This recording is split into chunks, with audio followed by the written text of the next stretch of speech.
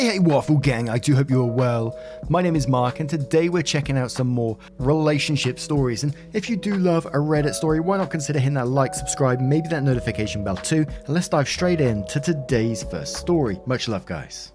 Now today's first story comes from Flavor Flocker, who says, am I the arsehole for not giving my bio parents a real chance to make things right? So before I talk about the dilemma, let me talk about my background. I'm 24, grew up living in group homes. If you don't know what a group home is, it's basically a smaller orphanage. Living in a group home was rough.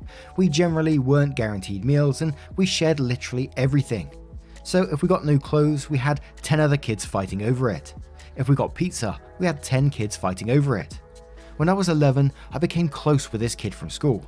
He invited me over to his house for a couple of sleepovers, and his parents would notice how much I was eating. I would completely pig out despite being relatively skinny. There were a couple of other things that they noticed about how I behaved that was very weird. They realized I was probably being underfed and decided to take action.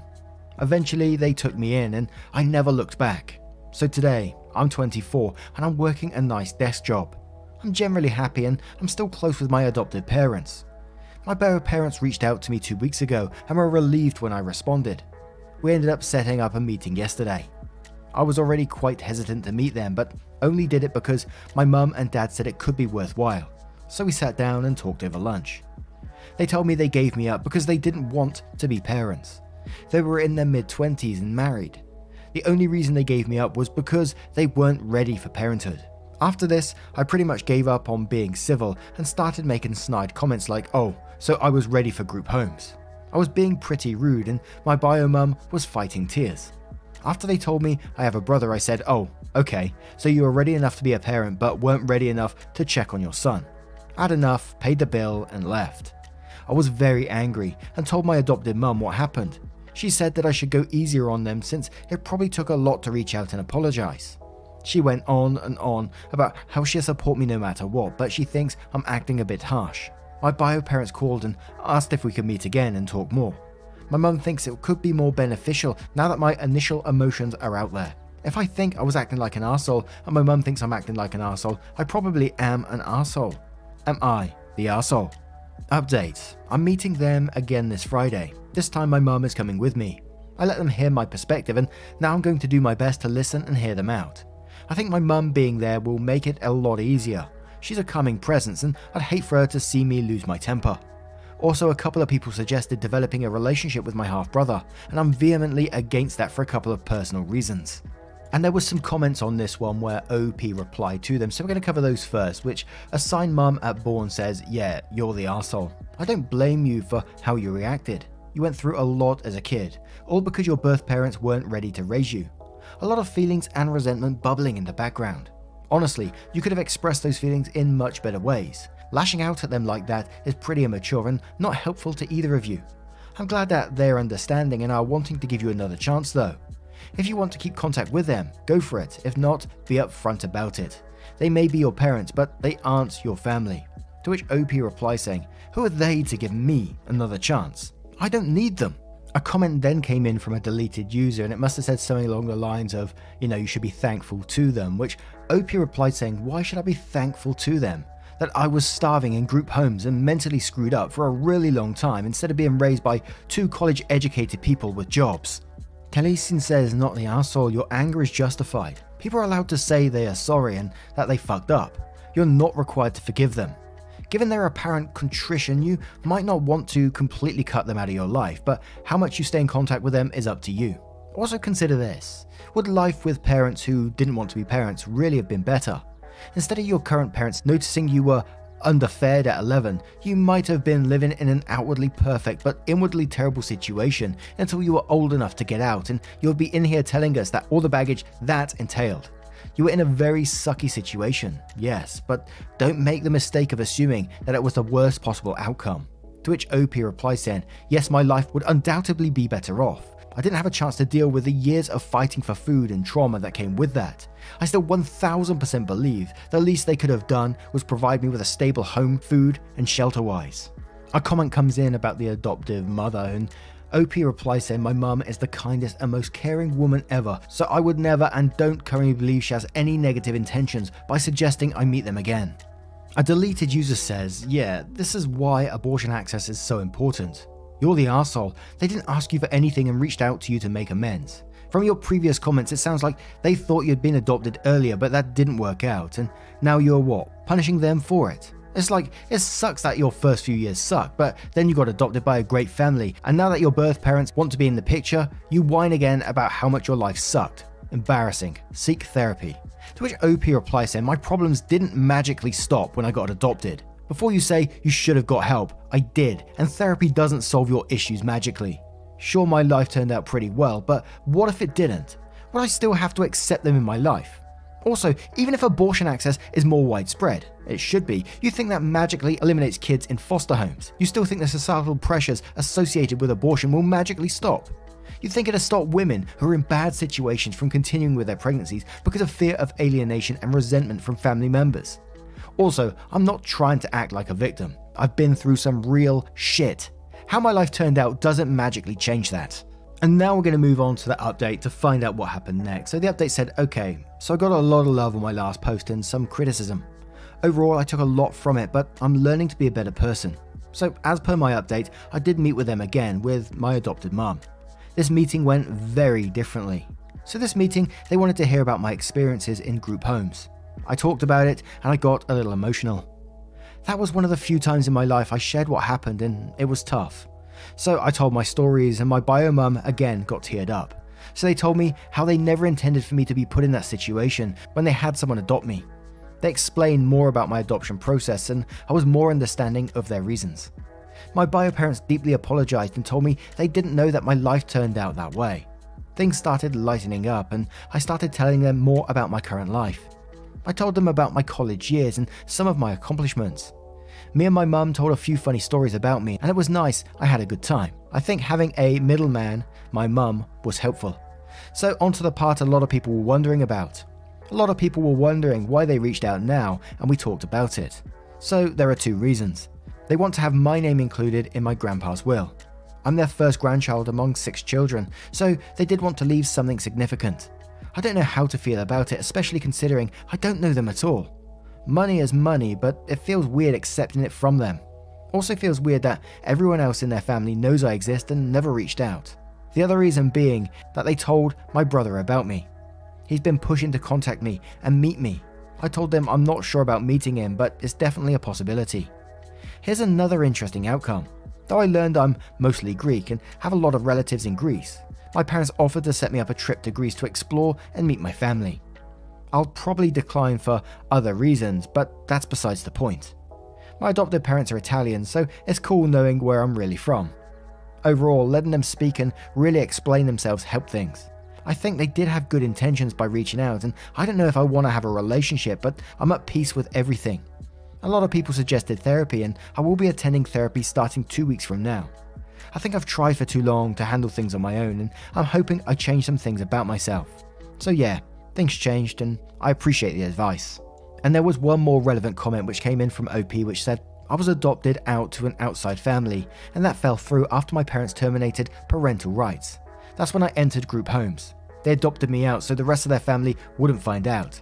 Also, they were in their mid-20s while the rest of the family were in their teens or younger, so it would have been tough for someone to take care of me. Eventually, they told everyone. And yeah, that's all. What an incredibly tough and sad story. It took some moments to get through there, but I can't blame, the real parents in this situation. I'm talking the ones that OP is with now, saying to OP, yeah, why don't you meet these people? It could be beneficial to them. Obviously, it might not be as well. And I can't blame them for wanting to push that a little bit. And I can't blame OP for feeling the way they're feeling in that initial meeting, saying when he was going around his friend's house and he was seeing this life which, he wasn't used to. Then meeting your bio parents and then just letting your emotions spill out. And then finding out they have another child as well. It must be incredibly hard to deal with. And I am glad that they both did get to tell their stories in the update to each other and coming to some kind of understanding. Like OP said, they're not sure if they do want to have, that relationship right now, and who knows in the future, but which I think is fair enough. I can't imagine taking that much information in so quickly like this. Basically a whole new family that you could be potentially meeting, getting involved with, a whole new family in your life like that must be mind-blowing, But now I turn this one to you guys. What do you guys think of this situation? Any advice for OP? Let us know your thoughts in the comments below, and let's move on to another story. And our next story comes from Pitiful Anything 5563, who asks, am I the arsehole for not allowing mother-in-law to meet my baby because she tells everyone that I am cruel to my stepdaughter? I've been with my husband since his daughter Lena was 13. Being a step-parent is the hardest thing I've ever done. To put it very simply, Lena was never happy. She didn't want me to marry her dad, but I thought she would come around when she saw that he still loved her just as much. She was not a bad child, wasn't acting out, but literally nothing made her happy. She never smiled, never expressed any interest or enthusiasm about anything. Mother-in-law was extremely concerned about Lena and kept demanding to know what we were doing to her. We had to set boundaries because mother-in-law was asking Lena completely inappropriate questions and implying we were doing something to her. Lena reacted badly to these boundaries and began acting out. It was such a mess, and I felt like such a failure, because no matter what we did, she was just not happy. Yes, she was in therapy, and we did family therapy. Lena moved out at 18 and was suddenly super happy, which just made us feel worse, and mother-in-law was convinced we did something to her. Mother-in-law has multiple times asked Lena in front of other people what we did to her. Lena denies that we did anything and says it just wasn't fair that she had to live with her dad's partner and she couldn't relax with a stranger in the house. That really hurt because I tried to bond with her and her dad tried to maintain a relationship with her, but she was just so shut down. I recently found out that mother-in-law has been calling me a child abuser. She also blatantly tells people she hates me. When confronted, she cried about how hard it was on her to watch Lena like that, and she knows we did something. I wanted a baby with my husband for years, and we finally welcomed a baby girl 3 months ago. Mother-in-law has been acting like it's just a given that she will meet her, but I decided that I don't want her to. I'm too worried about having someone who hates me and makes these accusations. My husband backed me, but Lena uninvited him to her graduation dinner and said that if I think I can use boundaries to bully people, then he can have fun with her new boundaries and just never see her again. He's now very upset because Lena won't talk to him and is saying, what's the harm in letting mother-in-law see the baby? And I gotta admit, when I got to the end of this one, I felt like, is there missing reasons to this one or not? And I was looking through comments and just trying to find various comments from OP. So Tarpy said, info, did Lena's father cheat on her mother with you? Trying to figure out why she intensely hates you. To which OP replies saying, no, Lena just extremely dislikes people. I think she is telling the truth about she couldn't relax with a stranger in the house. She also wouldn't tell her dad anything because she didn't want me to know anything about her. She hated other kids, hated school. She has boyfriends but never any friends. She even told me once that if you stare blankly at someone, they will stop talking to you. As of right now, she talks to mother-in-law and father-in-law, her boyfriend and one friend, and that's it. And she is pissed if she has to talk to anyone else. Another comment OP made was, we did move in together knowing she wasn't happy. He felt that Lena simply doesn't like people, and he can't be expected to be alone for 18 years when she wasn't going to like anyone. I assumed it was normal growing pains and she would come around. Mother-in-law was asking her leading questions and then harassing her when she said there was no abuse. I was worried she was going to manipulate, guilt, or confuse her into saying something she didn't mean. It also seemed emotionally abusive to me to keep going when Lena was telling her to stop. It was like she wanted to find something. She was also trying to convince her that she had an eating disorder. She refused to eat at the table, but she was never concerningly thin and she took food to her room every night. That also seemed very off to me. Why would you want to make a kid who is a healthy weight think she has an eating disorder? Mother-in-law could see her, just not alone. Mother-in-law is also the only one not allowed to see the baby. Lena is more than welcome. Father-in-law can come if he wants to. He doesn't really care, but he can. Another reply from OP where the comment basically said there was no smoke without fire, why would they accuse you of these things? OP replies here, mother-in-law was probably concerned about abuse. Lena's behavior was very abnormal. I believe mother-in-law was genuinely scared, but Lena has told us so many times there was no abuse. Mother-in-law also hates other women and was awful to his first wife as well.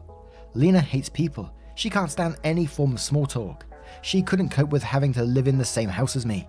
And, you know, it still had me questioning why afterwards, but whether we'll get that in the future, I don't know. But if I was to go with the information that we had here, consistently being accused of abuse, she's telling other people that she hates you, and just showing her a dislike towards you all the time, I don't think I would want someone like that around me either. It would just make no sense. But I gotta admit, it still did leave me questioning at the very end of this one. How about you guys? Let me know what you guys think of this particular story in the comments below, and let's move on to another story. And our next story comes from a throwaway account titled Am I the Arsehole for Bringing Up My Friend's Divorce to Protect My Fiancé? I, male 28, have a friend group back from high school that I don't really hang out with, but we're still in touch. We haven't seen each other in a while, so we decided to meet up. We all agreed that we would bring our partners, if we have one, so that our wives, husbands, girlfriends, boyfriends could also meet each other. I brought my fiancée with me. She was very happy to meet my friends and hear about stories from my teenage years. My friend group from high school consists of mostly men, but there are also 2 women that we were close with. One of them was my high school crush, let's call her Sarah. Sarah rejected me when I confessed to her. She bragged about it to everyone and made fun of me, but because she was friends with my friends, I just dealt with her. I quickly realized that it was just a stupid passing crush. The moment she became mean to me was the moment I realized that I don't even find her pretty anymore because of her personality.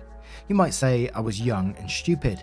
When Sarah met my fiancé, she decided it would be a great idea to be a complete bitch to her.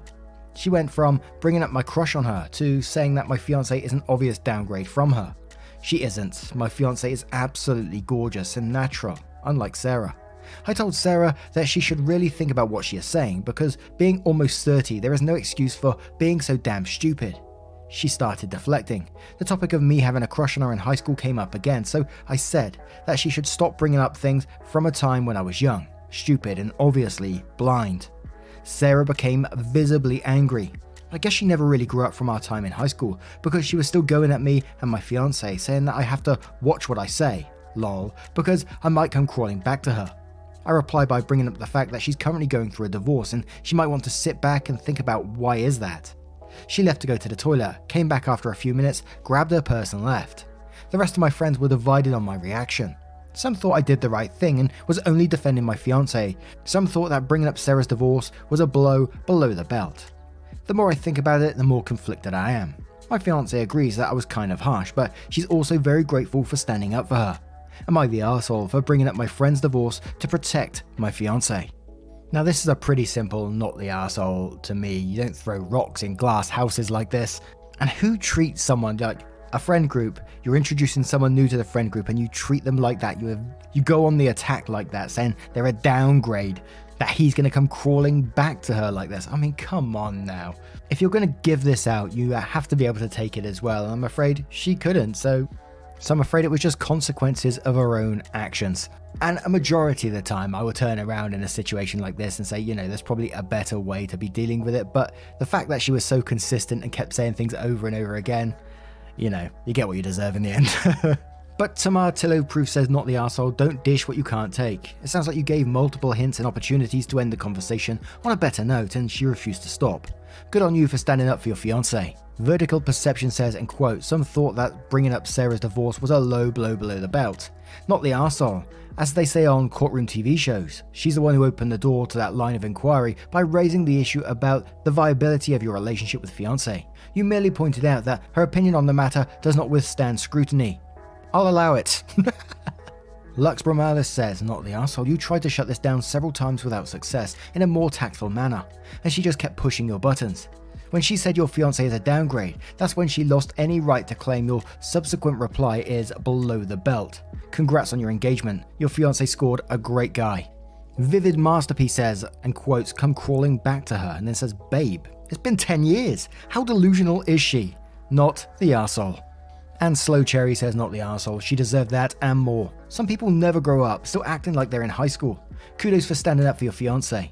I'm so sick and tired of those who dish out insults, laugh at others, and attack someone's character. However, when it's thrown back at them, they act as though no one has the right to do that to them and worse. Friends and family never backing or supporting the real injured party. It's disgusting. Now, what do you guys make of this one? Do you think it was justified in this situation? Let me know your thoughts in the comments below. And as always, a huge thank you for joining me today. Getting involved in the stories your love, support, and time always means the absolute world to me. So thank you so much for being awesome. And hopefully, I will see you in the next one. Take care, guys. Much love.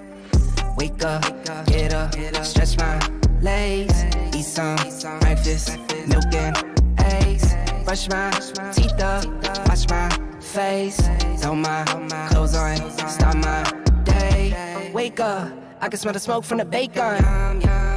Let's go, see the sun shining from the windows. Okay, I know that today